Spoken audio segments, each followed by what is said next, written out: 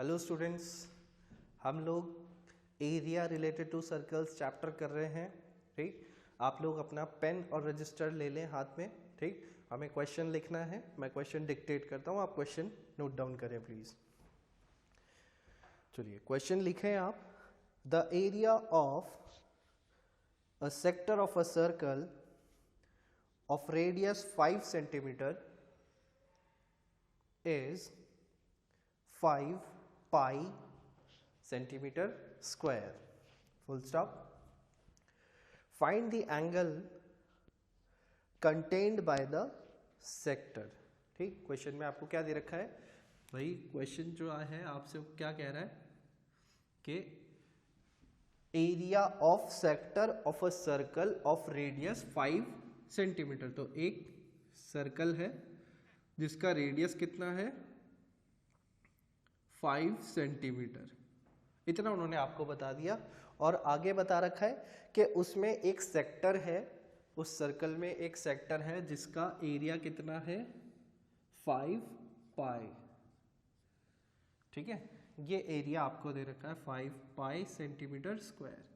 तो ये भी 5 ही होगा, रेडियस है। ठीक है, इसको हम A बोल देते हैं, इसको B बोल देते हैं। ठीक, तो अब उन्होंने हमसे पूछा है find the angle contained by the sector. Angle contained by the sector का मतलब है कि we need to find this angle theta. ये हमें फाइंड आउट करना होगा। ठीक है, तो यहां पर सबसे पहले गिवन इंफॉर्मेशन लिख लेते हैं। रेडियस ऑफ सेक्टर लिखें या सर्कल लिखें, बात एक ही रहेगी। Radius of sector R is equals to 5 centimetre. ठीक, और गिवन इंफॉर्मेशन क्या है दूसरी? Area. Area of sector A is equals to 5 pi centimetre square. ठीक, दूसरी हमें क्या फाइंड करना है वो लिखते हैं अब। एंगल ऑफ सेक्टर थीटा हमें फाइंड आउट करना है। ठीक है, ये हमें फाइंड आउट करना है। ठीक, तो कैसे करेंगे देखो, हमें पता है एक angle of sector is equals to क्या होता है, सॉरी एरिया ऑफ सेक्टर क्या होता है, फॉर्मूला पता है हम लोगों को बहुत अच्छे से। Area of sector is equals to theta upon 360 into pi R square, यही होता है।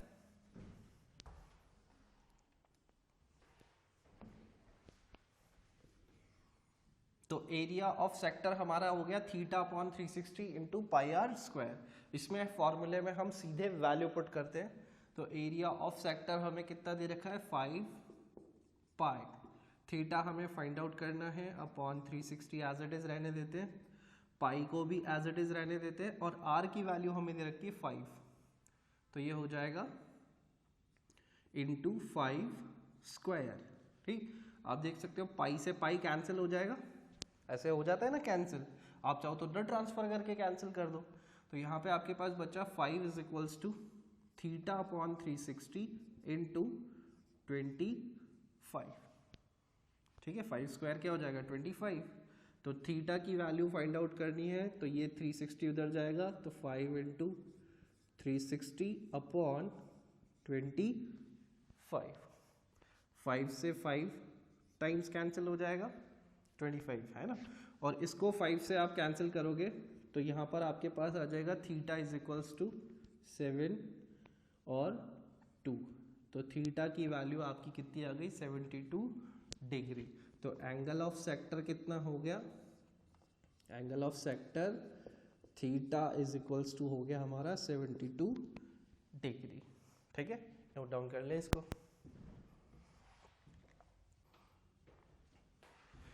ओके, नेक्स्ट क्वेश्चन लिखने के लिए रेडी रहें। ठीक, समझ में आ गया होगा कि तो कई बार क्वेश्चंस में ऐसा भी हो जाता है कि हमें एंगल भी फाइंड करने को बोल दें, कई बार ऐसा भी होगा कि रेडियस फाइंड करने को बोल दें। ठीक, तो कुछ भी अननोन क्वांटिटी आपसे पूछी जा सकती है। तो बस हमें फॉर्मूला याद रखना है, फॉर्मूले में वैल्यू डालेंगे और सॉल्व करेंगे। चलिए नेक्स्ट क्वेश्चन लिखें प्लीज। क्वेश्चन है AB is a chord of a circle with center O and radius 4 centimeter. Full stop. AB is of length 4 centimeter. Full stop. Find the area of the sector of the circle formed by the chord AB. ठीक है, question में क्या दे रखा है आपको कि भाई एक सर्कल है और उसके अंदर एक कॉर्ड है। ठीक, तो कॉर्ड क्या होती है? ऐसी लाइन सेगमेंट जो सर्कल को 2 पॉइंट पर क्या करे, इंटरसेक्ट करे। तो ये है AB कॉर्ड। ये लाइन जो है यही आपकी क्या है, कॉर्ड। ठीक, और उन्होंने बोला आपको कि इस कॉर्ड की जो लेंथ है वो कितनी है, AB इज 4 सेंटीमीटर। और उन्होंने आपको एक और बात बोली है, रेडियस इज 4 सेंटीमीटर। जिस सर्कल पे ये कॉर्ड बनी हुई है उस सर्कल का रेडियस भी कितना है, 4 सेंटीमीटर। ठीक, तो इसका रेडियस भी आपका 4 सेंटीमीटर। वो आपसे बोल रहे हैं क्वेश्चन में find the area of the sector formed by chord AB। ठीक, तो ये कॉर्ड AB जो है वो सेक्टर क्या बना रही होगी, जब हम यहाँ रेडियस ज्वाइन कर देंगे तो ये पूरा सेक्टर बन गया। आप देख लो ये सेक्टर बन चुका है। ठीक, सेंटर को मैं O बोल देता हूँ। तो OA, यहाँ पे C पॉइंट ले लें एक, ताकि और डिनोटेशन हो जाएगी, या P ले लेते हैं। तो OAPB आपका क्या हो गया, सेक्टर, जिसका एरिया हमें फाइंड आउट करना है। तो सेक्टर एरिया फाइंड करने के लिए हमें दो चीज़ें चाहिए, एक तो एंगल ऑफ द सेक्टर, दूसरा रेडियस ऑफ द सेक्टर। तो रेडियस तो हमारे पास यहाँ पे है 4 सेंटीमीटर, बट इस एंगल के बारे में हमें कोई इन्फॉर्मेशन नहीं गिवन है। तो फिर कैसे फाइंड आउट होगा, तो फिर कैसे करेंगे, विदाउट एंगल कैसे हो पाएगा, है ना, मुश्किल है। तो यहाँ पर हमें सबसे पहले यहाँ पर एंगल ही ढूंढना होगा। ठीक, तो देखते हैं, यहाँ पर लिखना स्टार्ट करते हैं। Radius of circle. ठीक, रेडियस ऑफ सर्कल कितना है, R is equals to 4 centimetre. Length of chord AB, chord AB की लेंथ कितनी है, वो भी है हमारी 4 सेंटीमीटर। तो यहाँ पर आप देखो कि आपका यहाँ पे एक ट्राइंगल बन रहा है because of this chord. Triangle क्या है, OAB। ठीक, in triangle OAB, OA is equals to OB equals to AB। तीनों ही साइड्स क्या है, इक्वल है, that is equals to 4 centimetre. तीनों ही साइड्स क्या है, आपस में equal. Hence triangle OAB is equilateral triangle.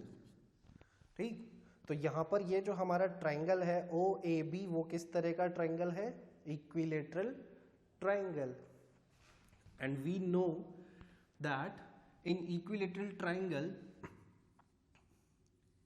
each angle is of 60 degree in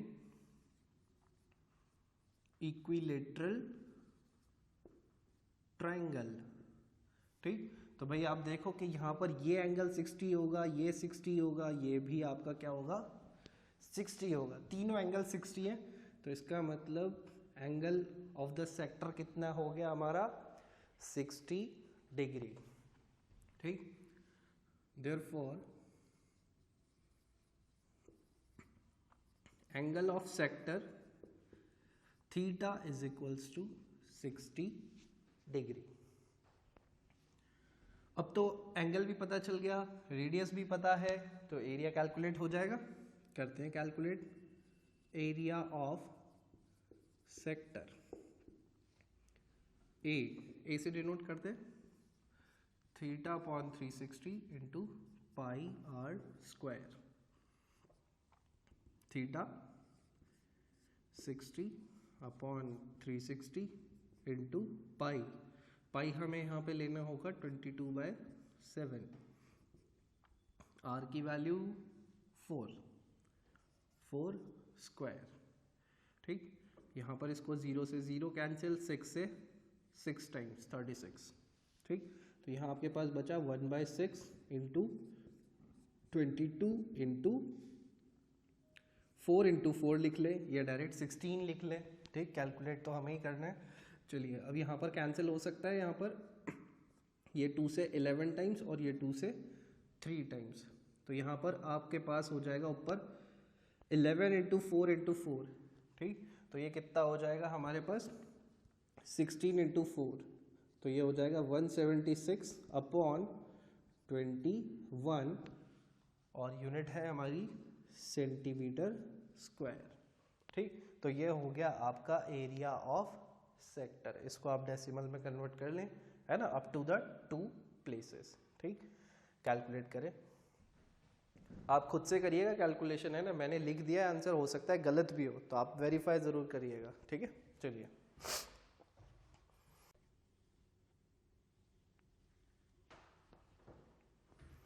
okay, हो गया होगा आपका solution.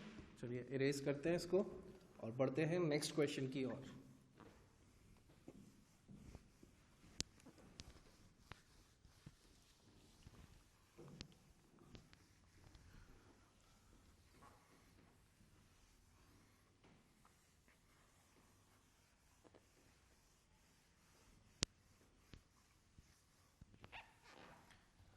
Now the next question, please note down करें।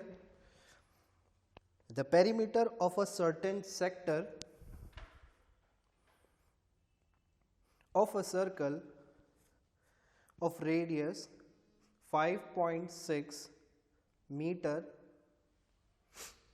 is 27.2 meter. Full stop. Find the area of the sector. मैं question repeat करता हूं। The perimeter of a certain sector of a circle of radius 5.6 is 27.2 meter. Full stop. Find the area of the sector. ठीक है, question में आपको क्या दे रखा है कि भाई एक सेक्टर है जिसका पेरीमीटर कितना है 27.2 और रेडियस कितना है 5.6। तो हम यहाँ पर एक सर्कल बना लेते हैं। ठीक, और ये उसका सेंटर रहा और ये उसका सेक्टर। ठीक, ये O है, ये A है, यहाँ पर ये C पॉइंट ले लेते हैं और इधर ये B पॉइंट ले लेते हैं। ठीक है, तो यहाँ पर आपको क्या दे रखा है कि सेक्टर का पेरीमीटर। ठीक, सबसे पहले रेडियस लिख लेते हैं, रेडियस ऑफ सेक्टर या फिर circle R is equals to हमें दे रखा है 5.6 मीटर, 5.6 मीटर, और फिर पेरीमीटर दे रखा है 27.2 मीटर, पेरीमीटर ऑफ सेक्टर वो हमको दे रखा है P is equals to 27.2 metre. एक बार और वैल्यू कंफर्म कर लेते हैं, यस। और वो हमसे पूछ रहे हैं find the area of the sector, area of sector find out करना है। ठीक, एरिया ऑफ सेक्टर जो है वो हमें पता लगाना है। ठीक है, तो कैसे करेंगे इसको, देखो पेरीमीटर गिवन है सेक्टर का, तो सेक्टर का पेरीमीटर का मतलब क्या होगा,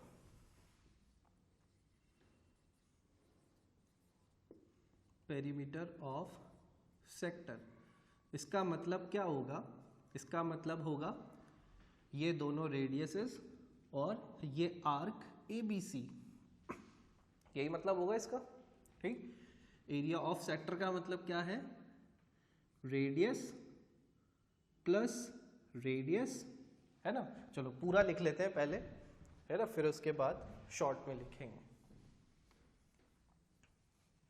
पेरीमीटर ऑफ सेक्टर का मतलब है radius OA plus radius OC plus arc ABC, यही होगा पेरीमीटर। भाई पेरीमीटर क्या होता है? आउटर एज की लेंथ, तो इस सेक्टर की बाउंड्री की लेंथ तो यही होंगी। यहाँ से अगर काउंट करें तो ये और फिर ये, ठीक है। तो रेडियस OA कितना है हमारे पास? चलो वैल्यू पुट करते हैं अब। पेरीमीटर की वैल्यू 27.2, ठीक है। रेडियस OA की वैल्यू R, दैट इज 5.6, ठीक है। और इस रेडियस OC की भी वैल्यू 5.6, और आर्क ABC, इसकी लेंथ हमें नहीं पता है ना, आर्क ABC। तो हम इसको मान लेते हैं कि ये है suppose L, length of arc, L से डिनोट करते हैं, ठीक है। तो यहाँ पर L इज इक्वल्स टू क्या हो जाएगा फिर? 27.2 माइनस 5.6 माइनस 5.6, इन दोनों को मैंने उधर ट्रांसफर कर दिया है, ठीक। यहाँ से वहाँ चले गए तो माइनस हो जाएंगे, ठीक है। तो L इज इक्वल्स टू हो जाएगा 27.2 माइनस, इसको हम कैलकुलेट करें तो ये हो जाएगा 11.2। तो L इज इक्वल्स टू हमारा कितना हो जाएगा? 27.2 माइनस 11.2। तो अगर यहाँ हम सब्ट्रैक्ट करें तो ये 0, 2 माइनस 2 0, 7 माइनस 1 6 एंड 2 माइनस 1 1। तो हमारे पास L इज इक्वल्स टू आ गया 16 मीटर। क्वेश्चन में उन्होंने हमसे पूछा है एरिया ऑफ सेक्टर। देखो एरिया ऑफ सेक्टर कैलकुलेट करने के लिए हमारे पास फॉर्मूला होता है θ/360 इंटू πr²। एक तो हमने वो देखा है, और एक और फॉर्मूला हमने देखा था which is half into L into R, half LR formula देखा था हमने एक, ये भी, ठीक। तो हम उसको भी यूज़ कर सकते हैं क्योंकि लेंथ ऑफ आर्क हमारे पास आ चुकी है। तो 1/2 इंटू 16 इंटू R की वैल्यू कितनी है? 5.6। यहाँ पे आप कैलकुलेट कर लें इसको, ये 8 से कैंसिल हो जाएगा, तो यहाँ पर ये कितना हो जाएगा? 8 6 48 और 8 5 40, तो 44.8 मीटर स्क्वायर इसका हो गया एरिया, ठीक है। नोट डाउन कर लें इसको।